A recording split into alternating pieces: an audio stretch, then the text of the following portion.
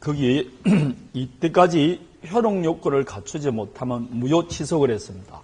그럼 무효 취소는 성립 요건과는 관계없이 효력 요건을 갖추지 못할 때 무효 취소한다. 그렇게 말했습니다.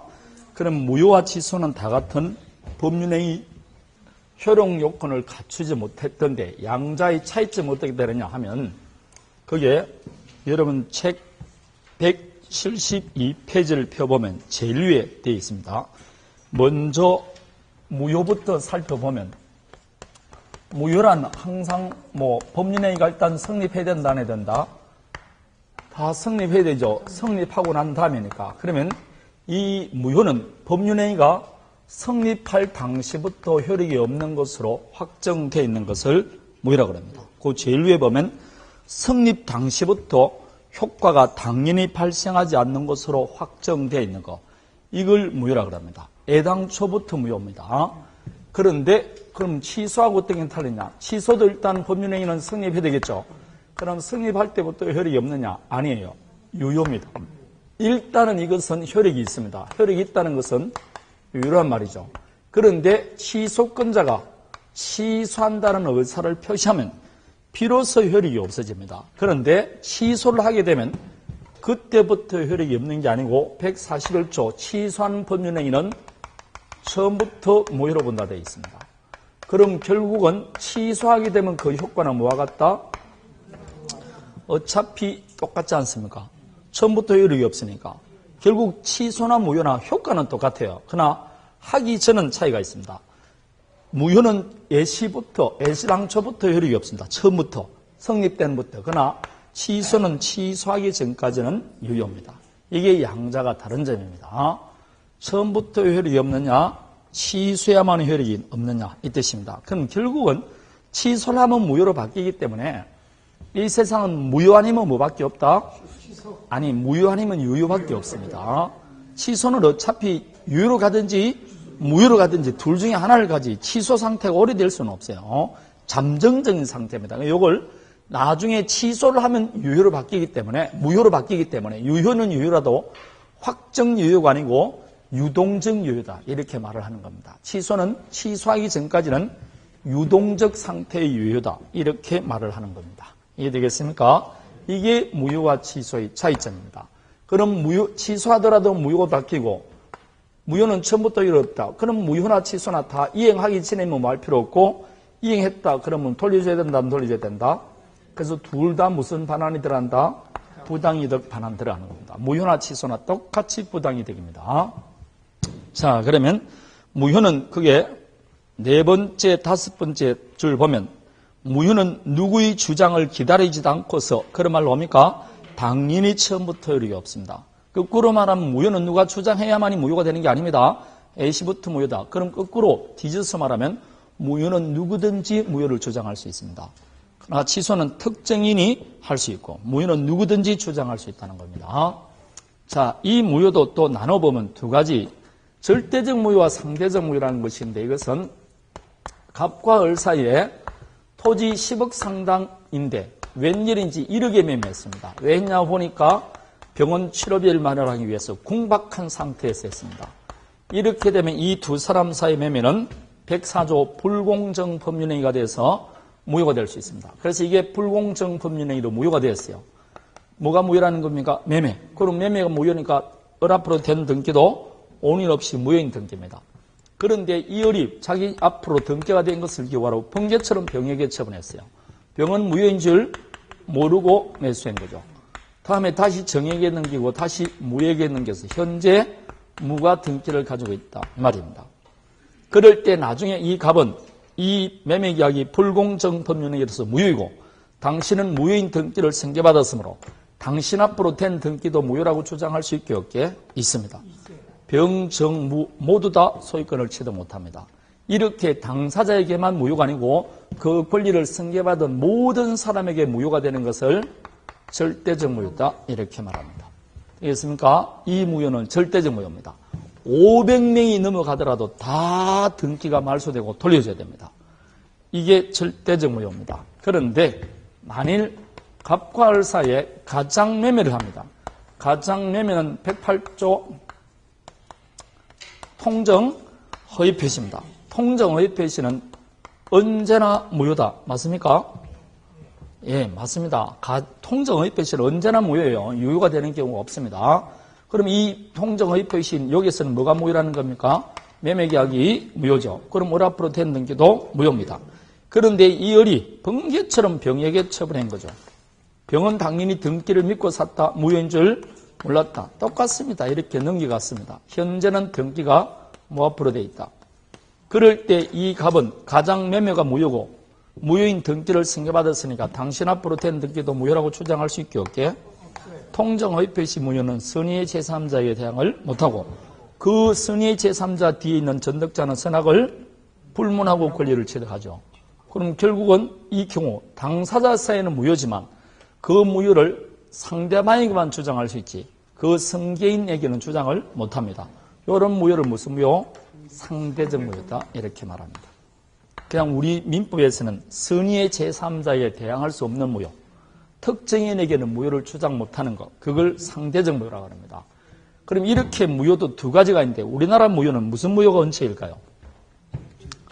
예, 아무 말 없이 무효 그러면 절대적 무효입니다. 특히 부동산은 등기에 공신력이 없어서 그래요.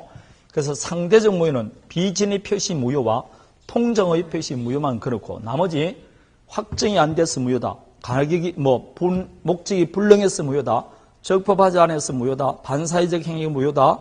불공정 법률 행위는 무효다. 그리고 우리가 앞으로 배우지 않는 무효가 나오더라도 다 무슨 무효가 원칙이에? 절대적 무효가 원칙입니다. 결론은 등기를 믿고 사더라도 보호받지 못한다. 그 뜻입니다. 자, 이게 절대적 상대적 무효입니다. 다음에 일부 무효와 전부 무효라는 게 있는데 민법 137조를 보면 뭐라 되냐면 법률행위 일부분이 무효일 때는 뭐라 되냐면 그 전부를 무효로 한다 되어 있습니다. 따라서 원칙적으로 무슨 무효가 원칙이다? 법률행위 일부분이 무효일 때는 원칙적으로 그 전부를 무효로 합니다. 예컨대 갑과 을 사이에 갑이 갖고 있던 토지와 건물을 매매합니다. 그래서 토지, 건물 모두 한꺼번에 모였다고 일괄해서 매매를 했어요. 그런데 나중에 요 토지 매매만 뭐가 됐다? 무효가 된 겁니다. 그러면 그냥 토지, 건물 모두 매매가 무효가 아니고 토지만 무효가 됐습니다. 그럴 때 요 매매계약은 어떻게 할 거냐 이 말입니다. 일부가 무효더라도 무슨 무효다? 전부 무효입니다. 따라서 이 매매는 전부라 무효로 보는 겁니다. 일부 무효는 무슨 무효 원칙이라고? 그게 시험에 나오니까 기억이 돼요. 다만 이 을은 실제로 건물만 필요하다. 그러면 토지 매매가 무효있더라도 건물은 매수했을까 안 했을까요? 했겠죠. 이렇게 그 무효 부분이 없더라도 법률행위를 하였으리라고 인정될 때는 그럴 때는 나머지 부분은 유효입니다. 그럼 원칙은 뭐지만 전부 무효지만 외적으로 뭐가 될 수 있다? 일부 무효가 될 수 있습니다. 어떨 때? 그 무효 부분이 없더라도 법률행위를 하였으리라고 인정될 때는 그럴 때는 토지 매매만 무효고 나머지 건물 매매는 그대로 유효로 되는 겁니다. 그래서 그냥 여기서는 일부 무효는 무슨 무효 원칙이다? 그렇죠. 그걸 기억해야 됩니다. 일부 무효는 전부 무효가 원칙입니다. 137조 조문 이야기입니다. 이게 나중에 이제 판례가 조금씩 나옵니다. 일부 무효, 전부 무효.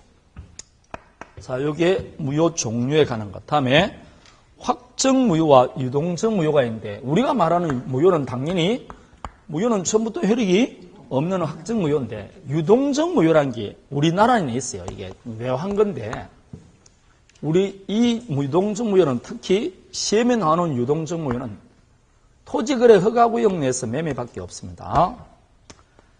갑과 을 사이에 국토의 계획 및 이용에 관한 법률에 따르면 토지거래 허가구역 내에서 매매 등을 할 때는 유상행위를 할 때는 뭘 받아야 되냐면 허가를 받아야 돼 있어요.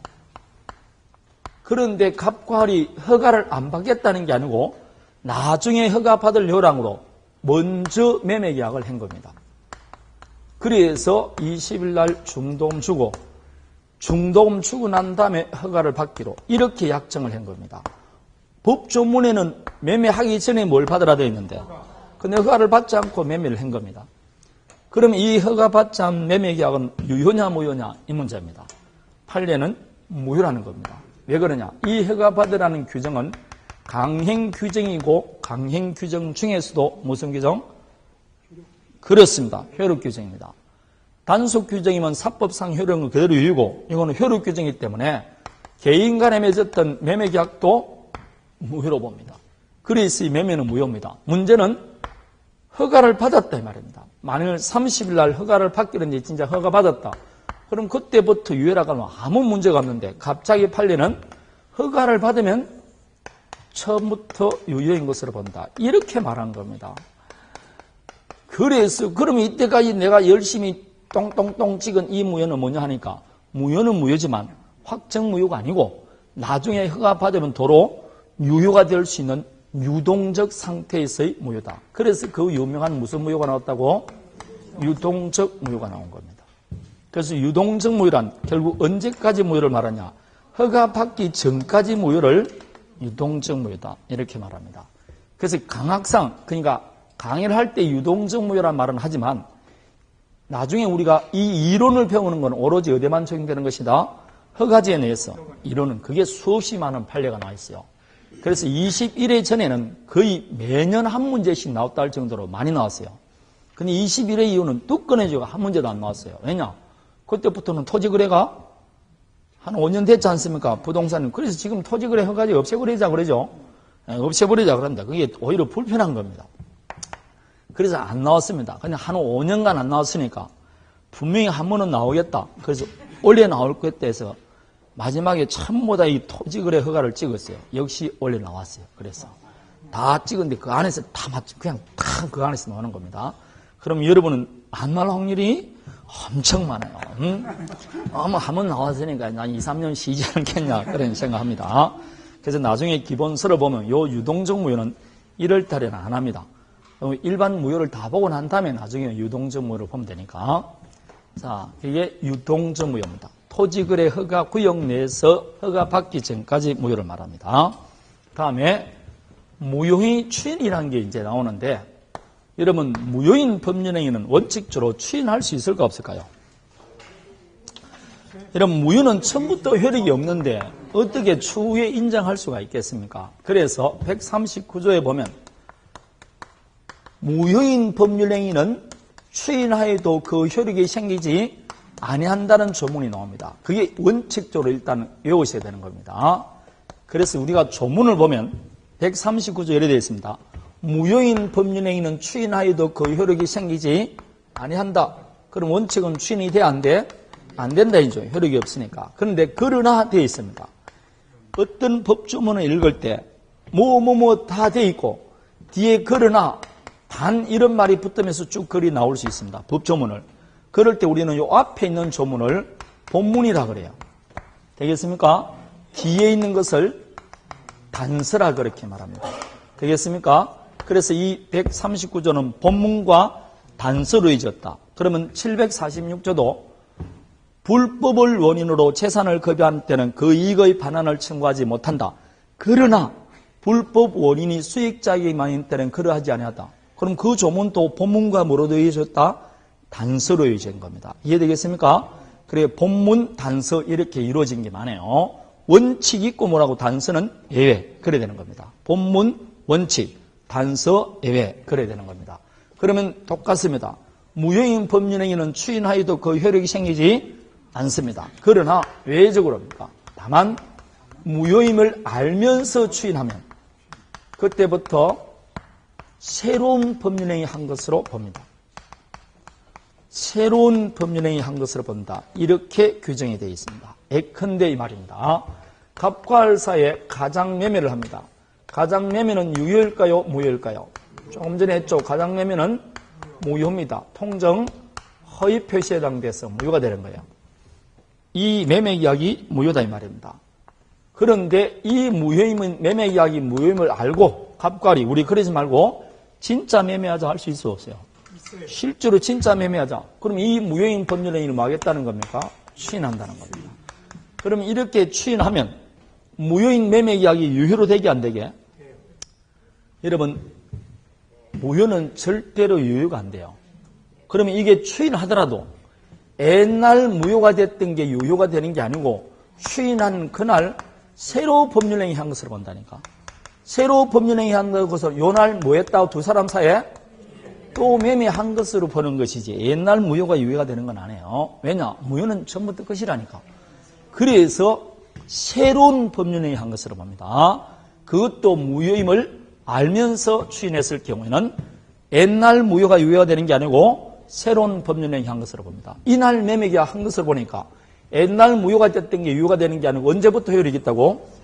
두 사람 사이에 3월 20일부터 효력이 있는 겁니다. 조금 전에 묶은 대리는 뭐 했었다? 소급했죠. 이거는 소급표가 없어요. 그래서 그때부터라는 소급표가 있게 없게? 없죠. 늘 시험에 나옵니다. 올해도 이거 시험에 답으로 나오고 늘 나옵니다. 묶은 대리행위 취는 소급표가 있고 무효행위 취는 뭐가 없다고? 소급표가 없어. 이걸 비소급표다 이렇게 말하는 겁니다. 그때부터 새로운 법률행위 한 것으로 본데 소급할 리가 있겠습니까? 그때부터 새로 법률행위 한 것으로 봅니다. 비소급표입니다. 그래서 그때부터 새로 매매한 것으로 봅니다. 그럼 여기서 새로운 법률행위 한 것을 보니까 당연히 새로운 법률행위로서 요건을 갖춰야 된다, 안 갖춰야 된다? 갖춰도 새로 매매한 것으로 본다니까. 그럼 새로 매매로서 요건을 갖춰야 돼요. 그럼 첫 계약은 무효죠? 첫 계약 무효임을 알면서 추인했습니다. 그럼 뭐 한 것으로 본다? 새로운 첫 계약 한 것으로 봅니다. 그럼 유효로 바뀝니까? 아니자. 새로운 법률행위로 요건을 못 갖췄다니까. 살인청부계약은 무효죠? 무효임을 알면서 추인했어요. 그러면 새로운 살인청부계약 한 것으로 봅니다. 유효가 되게 안 되게? 안 돼요. 그래서 무효인 추인도 다 되는 게 아닙니다. 예컨대 강행법규 위반으로 무효가 된 것은 무효인 추인하면 되게 안 되게? 안 돼요. 왜냐하면 강행법규를 위반했으니까 추인하더라도 여전히 강행법규를 위반했으니까 안 되는 겁니다. 반사회적 법률행위 추인할 수 있게 없게? 없죠. 불공정 법률행위 추인하더라도 여전히 불공정이지 않습니까? 그래서 이거는 무효인 추인이 안 돼요. 이것도 시험에 나오면 다음 종 무효인 추인이 안 되는 거예요. 이거 시험에 나오고. 다음 이거 소급평이 나오고 원래 시험에 나오고 작년에 이거 나오고 그래서 늘 이거 나오는 겁니다. 무효인 추인은 새로운 법률행위 한 것으로 봅니다. 옛날 무효가 되는 게 아니에요. 그래서 소급표가 없는 게 원칙이에요. 그리고 이런 것은 추인이 안 됩니다. 외울 필요도 없이 다시 해보면 돼. 다시 해보면 됩니다. 우리나라가 뭐 이슬람교로 바뀌면 가능하겠죠. 이슬람교로 바뀌면 부인을 여러 명 둘 수가 있다고 그러니까 그 뭐 다른 시간 내에 바뀌도록 그렇게 그 여러분이 좋아하는 만수르라는 사람도 부인이 한 명이 아니고 두 명이지 않습니까? 잘 모릅니까? 왜 만수르라는 사람이 있지 않습니까? 그 둘째 부인이 총리 딸입니다. 대단하지 않습니까? 굉장히 고위층 딸도 그렇게 하는 겁니다. 그러니까 그게 우리가 생활하는 거 그 나라 사람들 생활 방식이 다르다니까. 우리 잣대를 대해서는 그게 말이 안 맞는 겁니다. 뭐 지금 뭐 테러 일으키는 그쪽 중에 여자의 지위가 뭐라고? 엄청 낮습니다. 그래서 그걸 원하는 게 사우디아라비아라든지 사우디아라비아가 옛날에 뭐 무슨 그분이 들어와가지고 점점 더 그쪽으로 많이 갔지 않습니까? 실제로 이게 격퇴가 우리가 말하는 IS니 뭐 사우디 이런 게 격퇴가 안 되는 게 그걸 원하는 나라가 많다니까요. 그래야만이 왕조를 든든히 할 수 있고 지배력을 더욱 강화시킬 수 있다니까. 그렇지 않습니까? 그 나라에서는 여자가 여자 아니지 않습니까? 완전히 뭔가 그렇게 하면 점점 못하게 만드는 거죠. 그게 헤게모니가 좀 틀리는 겁니다. 양자가 좀 틀립니다. 그래서 그 만수르 부인 또 둘째 부인은 총리 딸입니다. 엄청나게 거죠. 근데 첫째 부인은 한 번도 사진 나온 적이 없죠. 둘째 부인 굉장히 예쁜 사람 나와 있지 않습니까? 이렇게 돼 있는데 딸도 굉장히 예쁘게 나오는데 원래 이게 첫째 부인은 안에만 일을 한다고 합니다. 절대로 외부의 얼굴을 내지 않는다고 합니다. 그래서 첫째 부인은 남은 뭘 보면 안 된대요. 그래서 대외적인 접대는 누구만 한다고? 둘째 부인이 접대를 한답니다. 그래서 첫째 부인은 얼굴을 오로지 남편만 아는 겁니다. 그래서 첫째 부인은 전혀 사진도 없고 아무것도 없는 거예요. 그게. 그래 돼 있다고 합니다. 그럼 뭐 둘째 부인까지만 아는데 셋째가 인지는 잘 모르죠, 우리는. 하여튼 둘째 부인은 그게 굉장히 활달한 사람이었던 것 같아요. 성마다하고 그런가 봐요. 그래서 사진도 나오고 그랬습니다. 그림같이 예쁘지 않습니까? 뽀샵 처리했는지 모르지만은. 자, 그렇습니다. 만수르가 그렇게 부자라 그런데 뭐 10대 부자, 3대 부자 할 때 만수는 안 들어가죠. 안 들어가지 않습니까? 왜 안 들어갑니까? 그렇게 부자인데. 빌 게이츠보다 더 부자라 그러지 않습니까? 근데 항상 빌 게이츠나 이런 비펫 이런 사람들 아직 안 들어가잖아요. 그거는 조금 이제 문제가 있는 거죠. 만수의 사람은 뭘 갖고 있습니까? 석유가 나오는 겁니다. 그러면 지금 석유가 계속 나오지 않습니까? 계속 나오는데 이 석유가 20년, 30년 뒤에 나올 건데 매년 석유가 나올 걸 뭐라고 담보로 해서 돈을 빌리는 겁니다. 그럼 부채는 재산이게 아니게? 회계해본 사람 없습니까? 부채는 재산입니다. 엄청 큰 재산이에요. 내가 만일 은행으로부터 1조 원을 빌리면 나는 대단한 부자입니다.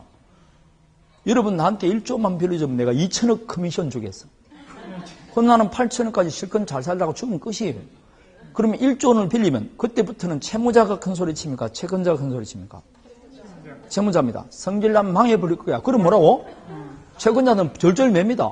그럼 뭐 불편한 게 없느냐고. 그러고 뭐라고? 신경 쓰지 말라고 온갖 서비스 다 해준다니까. 선물은 그때부터는 채권자가 주게 돼 있어요.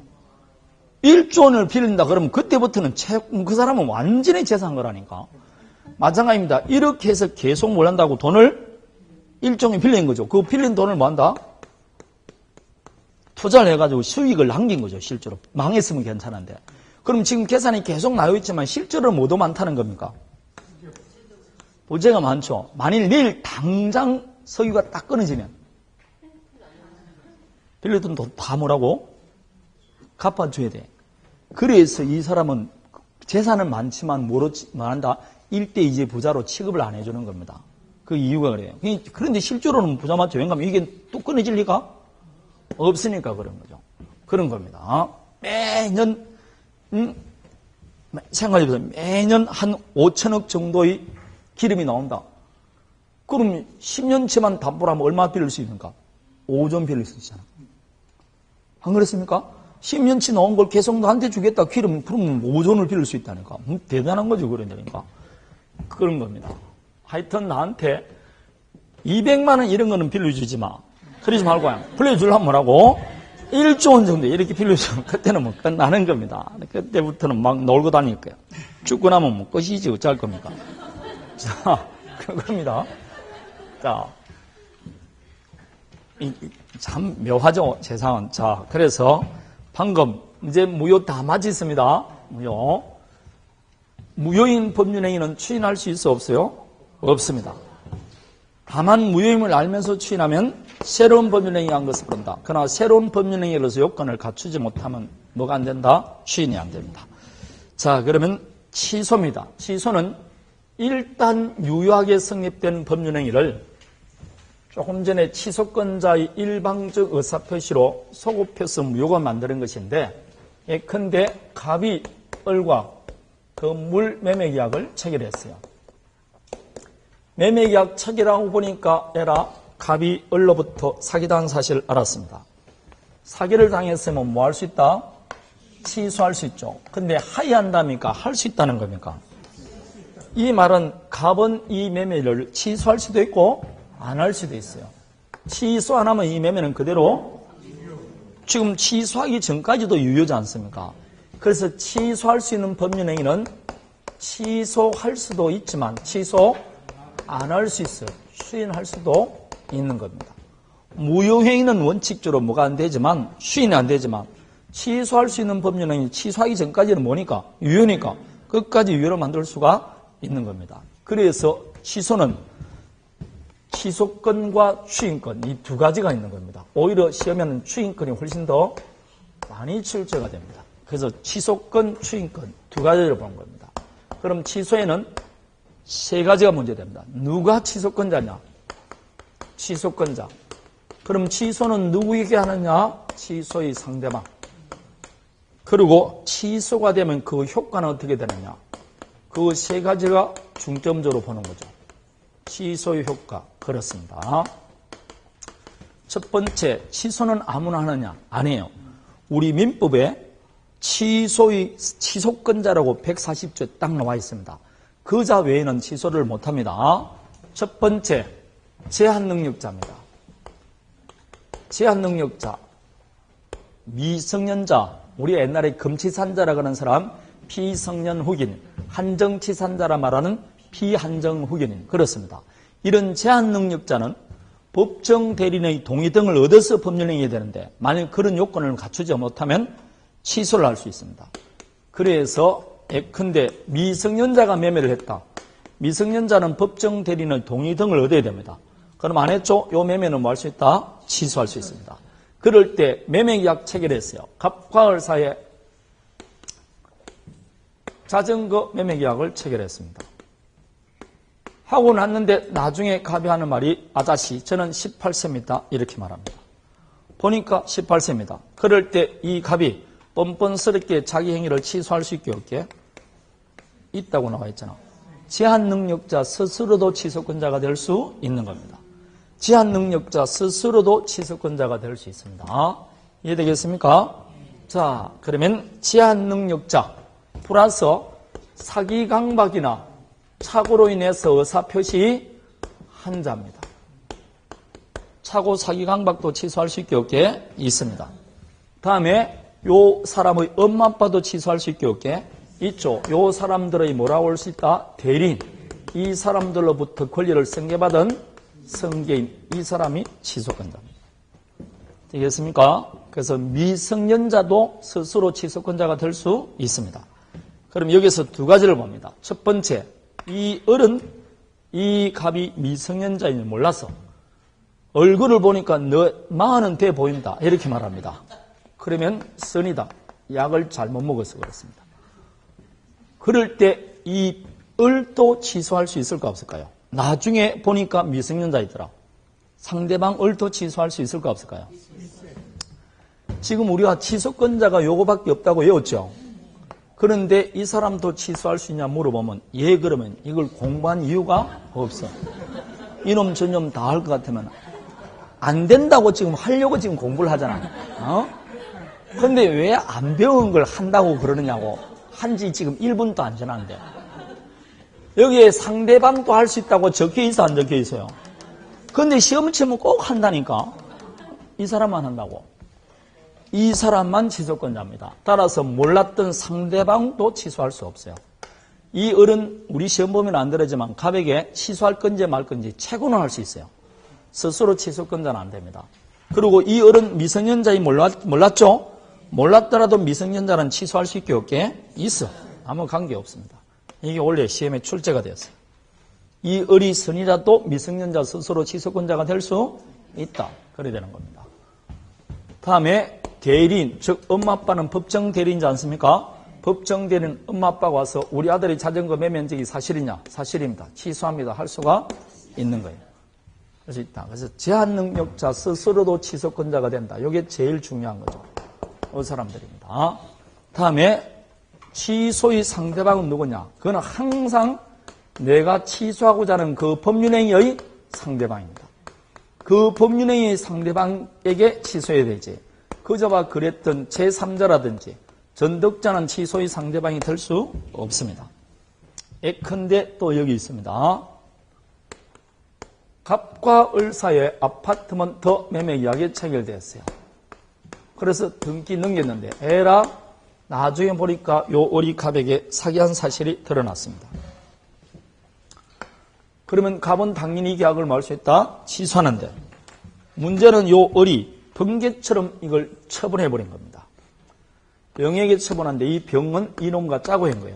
즉 을이 갑에게 사겠다는 사실을 알고 거래한 겁니다. 뒤늦게 갑이 사기당한 사실을 알았어요. 그럼 취소해야 된다 안 해야 된다? 취소해야 됩니다. 누구에게 취소하느냐 이 문제입니다. 을에게 하느냐 알고 매수한 병에게 하느냐 을병 모두에게 할 수 있느냐 이 말입니다. 이제 3월 정도까지 5월까지는 여러분 취소를 딱 놓으면 제일 먼저 찾아야 될 게 누가 취소권자인지 먼저 찾아야 돼요. 왜냐하면 취소는 아무나 하는 게 아니고 반드시 특정이 내야 합니다. 그래서 취소권자를 먼저 찾아야 돼요. 여기는 누구만 취소권자다? 갑입니다. 그럼 두 번째, 무엇을 취소하는지를 먼저 찾아야 해요. 두 번째는 취소권자가 결정되면 뭘 취소합니까? 뭘 취소하는지는 알고는 취소해야 될 거 아니에요. 뭘 취소한다? 매매 계약을 취소하잖아. 지금 두 사람 사이의 한 법률행위는 매매라니까. 그럼 당연히 매매를 취소하게 되면 당연히 누구에게가 나오는 거죠. 매매는 누가 하고 있다고? 그러니까 을에게 취소해야 되지. 매매를 취소하니까. 따라서 갑은 매매를 무엇을 이유로? 사기를 이유로 누구에게? 을에게 취소를 하는 겁니다. 항상 내가 취소하고자 하는 그 법률행위의 상대방. 매매면 매매, 교환이면 교환, 임대차면 임대차. 그 상대방에게 취소하는 겁니다. 그럼 취소하게 되면 요 매매는 뭐로 바뀐다고? 처음부터 무효로 바뀌죠.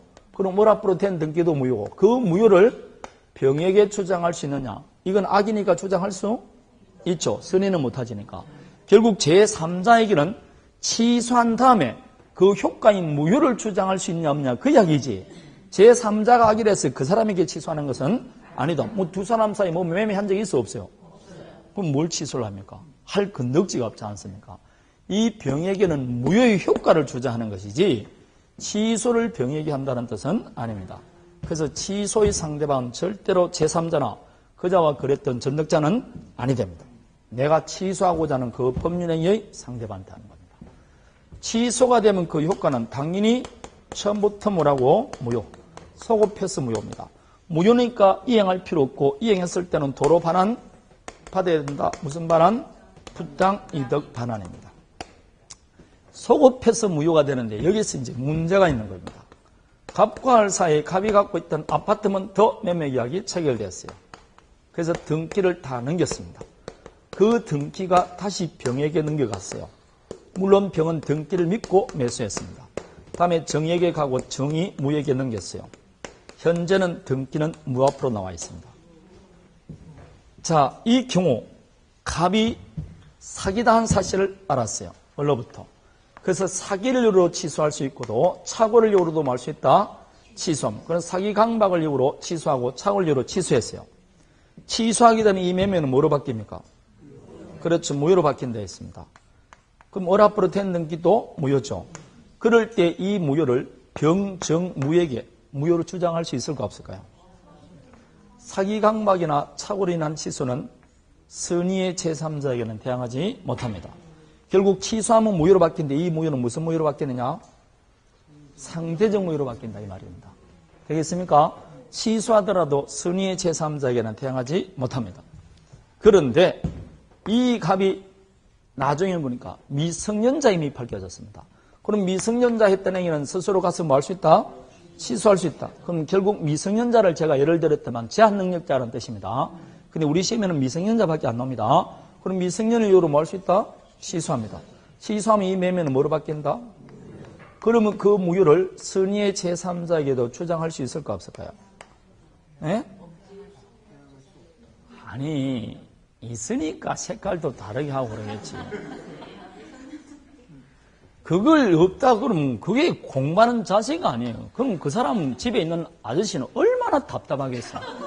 이걸 보면 하는 행동을 알 수가 있다니까. 답답한 겁니다. 눈치가 그렇게 없어가 어떻게 사느냐요. 안팎이 답답하다니 그러다니면 응? 다시 물어본다. 대항할 수 있어 없어요? 있으니까 하는 거죠. 결국 이 무효는 무슨 무효로 바뀐다? 절대적 무효입니다. 그러면 이 병의 입장에서는 다 같이 등기를 믿고 샀지만 나중에 이 두 사람 사이의 매매 계약이 무엇을 이유로 취소됐냐에 따라서 소유권 취득할 수도 있고 못할 수 있어요.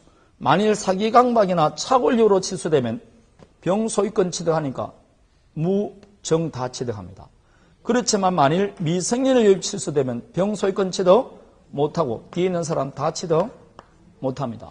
500명이 매수했더라도 다 끊어지고 돌려줘야 됩니다.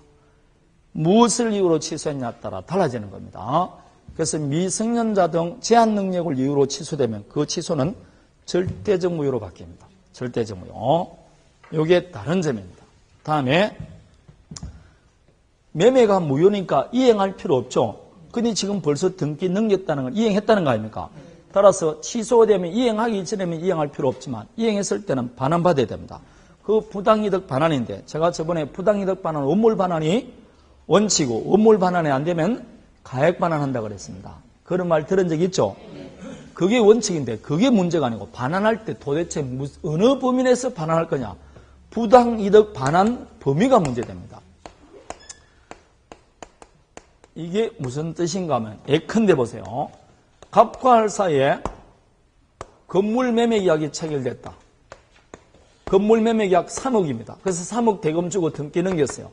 근데 1년이 지난 다음에 갑이 사기다는 사실을 알았어요. 그럼 이 매매 계약을 뭐 한다? 취소합니다. 그럼 돌려줘야 되겠죠. 원물 반환이 원칙이니까 건물 돌려주면 되면 3억 돌려주면 되는데 3억 원금만 주면 되느냐, 그동안 이자도 줘야 되느냐, 이 문제가 발생하지 않습니까? 아니면 이 을이 건물만 돌려주면 되느냐, 그동안 받았던 차임도 돌려줘야 되느냐, 차임만 돌려주면 되느냐, 손해도 배상해줘야 되느냐, 이 문제가 생기는 겁니다.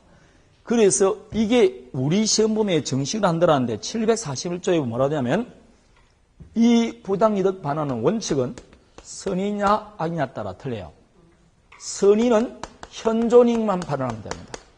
즉 3억 있으면 뭐면 된다? 3억 주면 됩니다. 그러나 악의는 틀려요. 처음부터 사기꾼 같은 사람은 받은 이익에다가 이자가 있으면 뭐라고? 이자, 손해가 있으면 손해까지 다 배상해 줘야 돼요. 그런데 단 제한능력자가 반환할 때는 제한능력자도 자기가 받았던 거 반환해 줘야겠죠. 요 제한능력자 쪽에서는 뭘 불문한다? 선악 불문하고 무조건 현존이익만 반환하면 됩니다. 아주 묘합니다. 요게 이제 우리 법조문에 나와 있는 거예요. 요게 이제 우리 시험범위에 나와 제한능력자. 예컨대 이 말입니다. 갑과 을 사이에 자전거 매매 계약 체결합니다. 그래서 자전거 매매에서 대금 80만 원 주고 자전거를 인도받아서 점유하고 있어요. 그런데 이 갑이 3일 뒤에 뻔뻔스럽게 와서 아저씨 저는 미성년자입니다 라고 말합니다. 그러면 보니까 18세예요. 그럼 스스로 뻔뻔스럽게 취소할 수 있어 없어요? 취소하면 이 매매는 뭐로 바뀐다? 무효. 무효는 이행할 필요 없는데 벌써 이행했잖아. 그럼 이 어른 자전거를 돌려줘야 돼요. 그럼 미성년자 값도 80만 원 받았던 거 돌려줘야 되겠죠. 현존이익만 받으면 됩니다. 근데 이 80만 원 중에서 50만 원을 술을 먹어버렸어. 술 먹고 다음날 일어나면 뭐 남는 게 있어 없어? 골 때리는 거 왜 없어요? 그러면 술값 영수증하고 30만 원만 돌려주면 됩니다. 왜냐고? 뭐만 주면 된다고? 현존이익만 주면 되는 거예요. 그게 미성년자입니다. 미성년자 지는 누가 가져가든 도로 가져갈 수 있어 없어요? 있죠? 지그는 뭐만 주면 된다? 현존이익만 주면 된다. 이게 미성년자 등 제한능력자입니다. 제한능력자는 선악을 불문하고 현존이익만 반환하면 돼요. 이해되겠습니까? 현존이익 반환하면 됩니다. 그런데 그 50만 원을 술을 먹지 않고 학원비를 냈다. 아니면 컴퓨터를 샀다. 이럴 때는 현존이익이 있을까 없을까요? 그거는 지금 다른 물건으로 대체를 했잖아요. 그럴 때는 현존이익이 있는 겁니다. 없다 그러면 안 돼요. 썼다고 현존이익이 없는 게 아니고 그걸 유효한 것으로 썼으면 뭐라고? 현존이익이 있는 겁니다. 생활비를 썼다든지 공납금을 냈다든지 뭐 식료품을 구입했다 그러면 그건 당연히 다른 물건으로 대체해서 있는 겁니다. 없는 게 대표적인 게 유흥비 아니면 뭐 여행비 여행으로 갔다든지 그런 거 남는 게 눈에 안 보이지 않습니까? 그런 건 없다고 봅니다. 그래서 그 구체적으로 얼마 이런 건 나오지 않을 것이고 제한능력자는 뭘 불문하고 선악을 불문하고 현존이익만 반환하면 됩니다. 현존이익만 반환하면 됩니다. 이게 원래 우리 시험에 출제가 되었어요. 그런데 취소에서는 사실상 취소권자가 누구다? 상대방이 도는데 이게 취소 효과에서는 딱 미성년자는 우리 시험 범위에 한다는데 딱 여기만 시험 범위에 들어가요. 항상 취소할 때는 뭐만 주어야 된다? 제한능력자. 그 중에서 우리 시험에 나오는 건 뭐만 나온다고? 미성년. 그래서 미성년을 이유로 취소하는 것은 선의의 제3자에게도 무효를 조장할 수 있고 자기는 뭐만 바라면 된다? 현존이익만 바라면 된다. 계속 그걸 외우는 겁니다. 그게 이제 출제가 된 거죠. 그래서 여기서는 독특한 거는 미성년자밖에 없지 않습니까? 그럼 출제하더라도 당연히 뭘 위주로 출제한다? 미성년자를 출제하는 겁니다. 자, 그래서 부당이득 반환에서 제한능력자에게는 특징이 있습니다. 무조건 뭐라고? 현존이익만 바라면 됩니다. 자, 다음에 두 번째, 추인입니다. 취소할 수 있는 법률행위는 취소하지 않고 뭐 할 수 있다고? 추인할 수 있죠. 근데 이 추인에는 사실상 강학상 두 가지로 나눕니다. 임의 추인과 법정 추인이라고 그래요.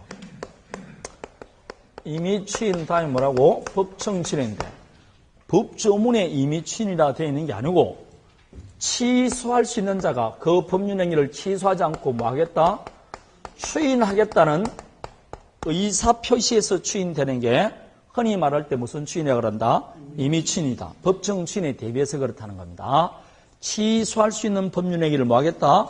추인하겠다는 의사표시에서 추인되는 걸 이미 추인이라고 합니다. 여러분 책에 보면 취소할 수 있는 법률행위의 추인되어 있지 않습니까? 이거는 무효와는 달리 취소할 수 있는 법률행위는 추인할 수 있게 없게 있습니다. 왜냐? 취소하기 전까지도 유효니까. 이걸 확정적으로 유효하겠다는 겁니다. 그래서 이미 추인되기 위해서는 뭐 해야 된다? 추인한다는 의사표시가 있어야 되고 다음에 그 사람이 추인한다는 의사를 표시하든 안 하든 무조건 추인한 것으로 보는 게 법정 추인이 있습니다. 이렇게 두 가지가 있어요.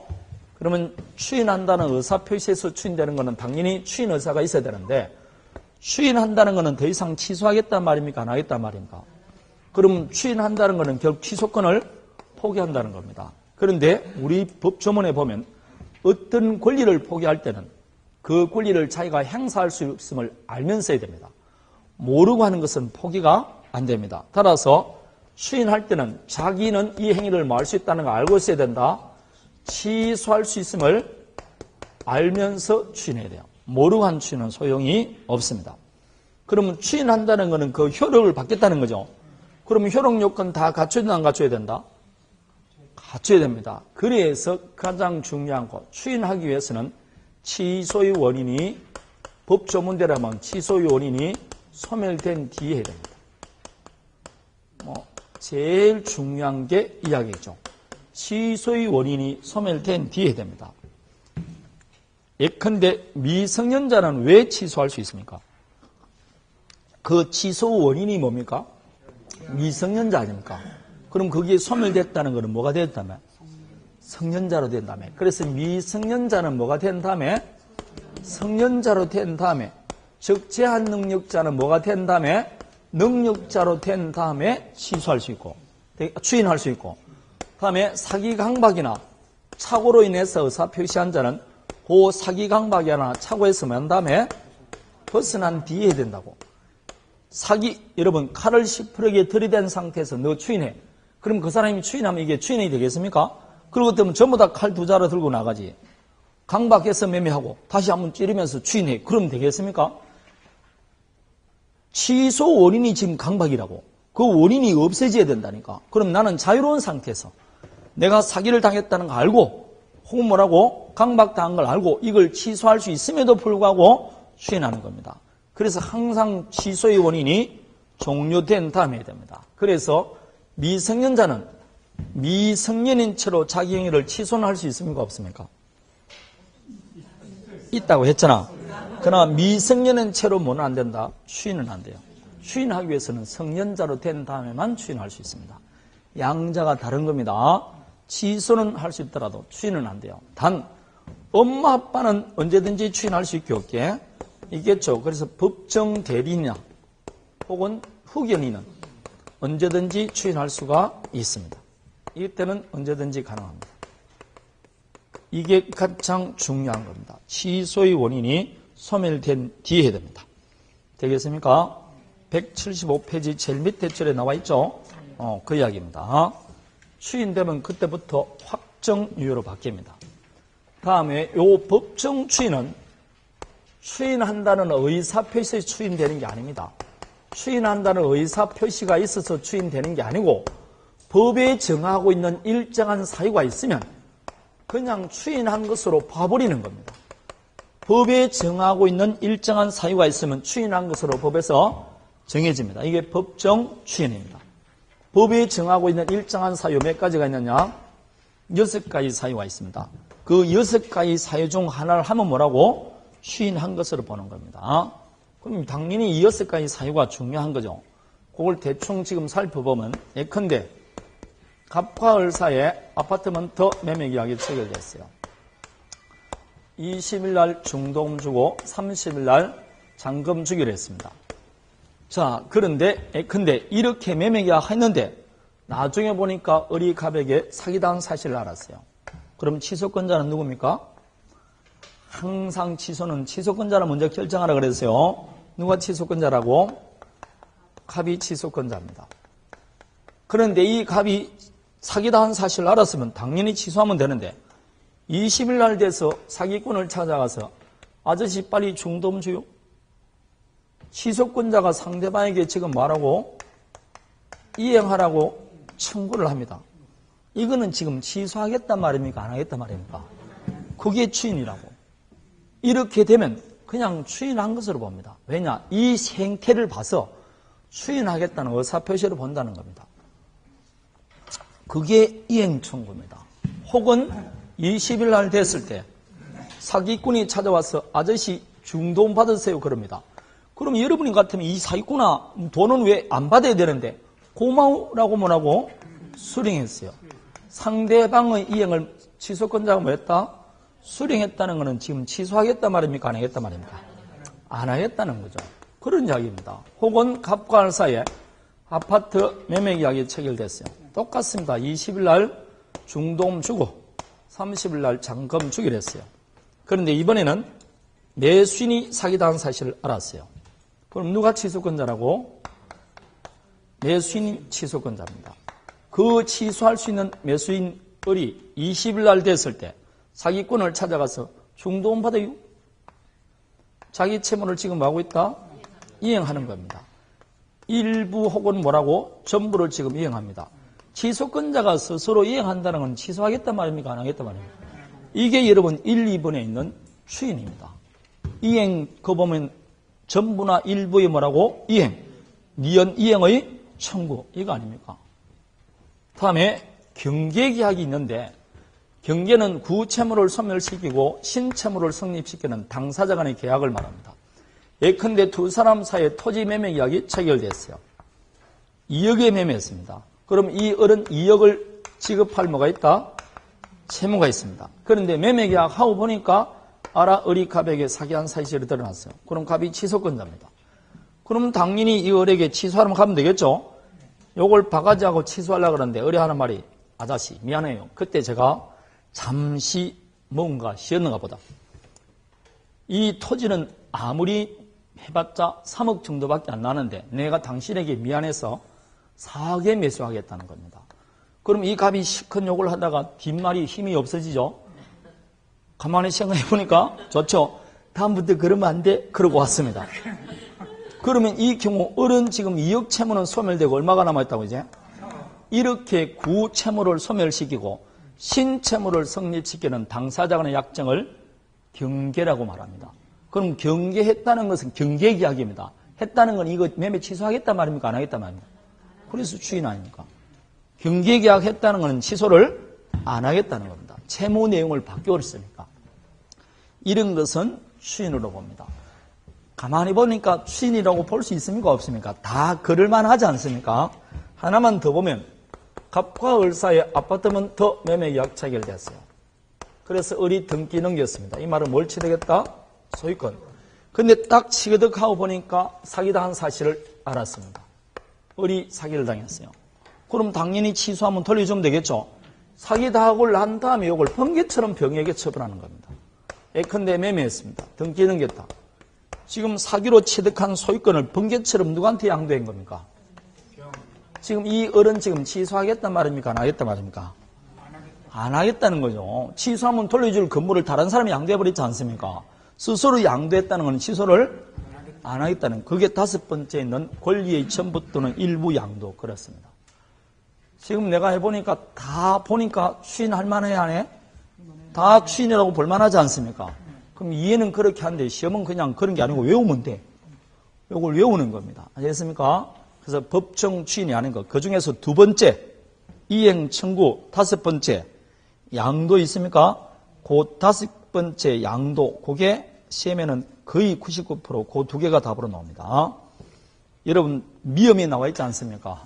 미음, 양도란 말이 나와 있죠? 전부나 일부 양도 끝에 나와 있지 않습니까? 그 두 가지입니다. 그런 사유가 있으면 뭐 한 것으로 본다? 추인한 것으로 봅니다. 이게 법정 추인입니다. 자, 그래서 임의 추인과 법정 추인 두 가지가 있습니다. 추인은 어느 경우나 무효인 추인이나 취소할 수 있는 추인이나 모두 다 소멸되는데 효력 요건을 갖춘 상태에서 해야 됩니다. 따라서 아까 무효인 추인도 새로운 법률행위 효력 요건을 갖춰야 되고 이 법률행위 추인도 취소할 수 있는 추인도 취소의 원인이 소멸된 뒤에 된다고. 이 임의 추인이든 법정 추인이든 모두 다 뭐가 된 다음에 된다. 취소의 원인이 소멸된 뒤에 됩니다. 미성년자는 뭐가 된 다음에? 그렇죠. 성년자로 된 다음에 해야 된다는 겁니다. 자, 마지막. 취소는 취소하기 전까지는 유효죠. 그런데 취소는 지금 누가 하느냐? 취소권자만 하지 상대방은 못하죠. 그럼 상대방은 취소할지 안 할지 기다리고 있는데 법률행위 한 날로부터 27년 지난 다음에 취소해. 그러면 상대방 기절해버립니다. 그 사람과 그랬던 모든 사람도 다치지 않습니까? 그래서 이렇게 너무 불안전한 상태를 오래 둘 수는 없습니다. 그래서 단기 소멸 사유가 있어요. 취소권 단기 소멸 사유입니다. 그런데 제척기간이라는 말이 이제 나옵니다. 제척기간이 뭐냐면 방금 사기의 강박을 당하면 우리 민법은 뭐 할 수 있다고 되어 있습니까? 취소할 수 있다. 취소할 권리를 주지 않습니까? 이렇게 법은 일정한 요건을 갖춘 사람에게 뭘 준다? 권리를 줍니다. 근데 권리를 줌과 동시에 이 권리를 일정 기간 내 행사라고 행사기간을 따로 정해줍니다. 이 권리를 행사할 수 있는 기간을 뭐라 한다? 제척기간이다. 이렇게 말합니다. 그래서 그냥 짧게 말하면 권리 행사 기간입니다. 그러면 사기 강박을 당하면 뭐 할 수 있다?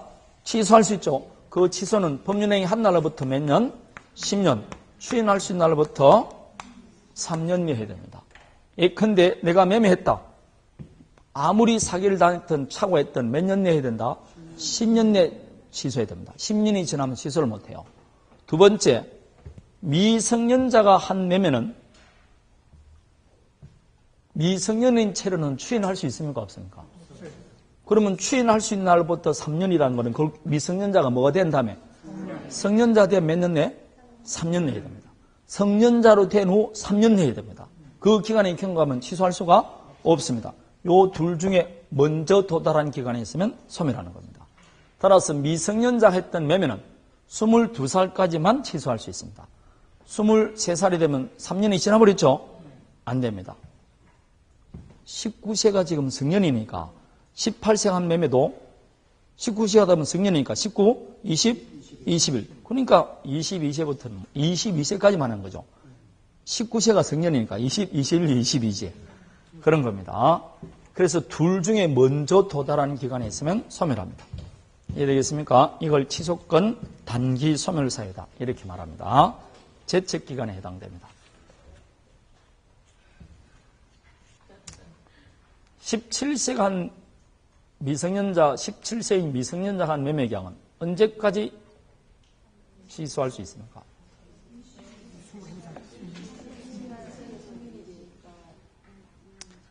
그래, 물 하지 말고 결과만 이야기해. 나는 결과를 이야기해. 네? 그냥 22세까지예요. 22세. 16세가 내면은 언제까지 취소할 수 있습니까? 22세. 그래, 22세. 15세가 한 것은? 22세. 그렇습니다. 11살짜리 하면은? 22세. 그러니까 여러분이 틀리는 거라고. 뭔가 눈치가 있어야 돼. 계속 내려갈 때는 뭔가 이놈이 잘못 하나 걸리려고 하려고 했을 거 아닙니까? 너 원래 22세 있어. 그럼 내가 그냥 22세로 외우지. 뭐라고 저리 복잡하게 하게. 11살짜리가 있으면 한 날로부터 10년이니까 21살까지만 할 수 있다고. 그럼 먼저 도달했잖아. 그럼 22세까지 가면 안 되지. 21세 되면 끝마치는 거지. 그러려고 공부하는데 무조건 22세. 그건 22세. 무슨 22세. 자, 먼저 도달한 기간이 있으면 소멸합니다. 요게 무효 취소에 관한 겁니다. 자, 이제 조건 기한 들어갑니다. 좀 쉬었다 할까요? 쉬었다 합니다.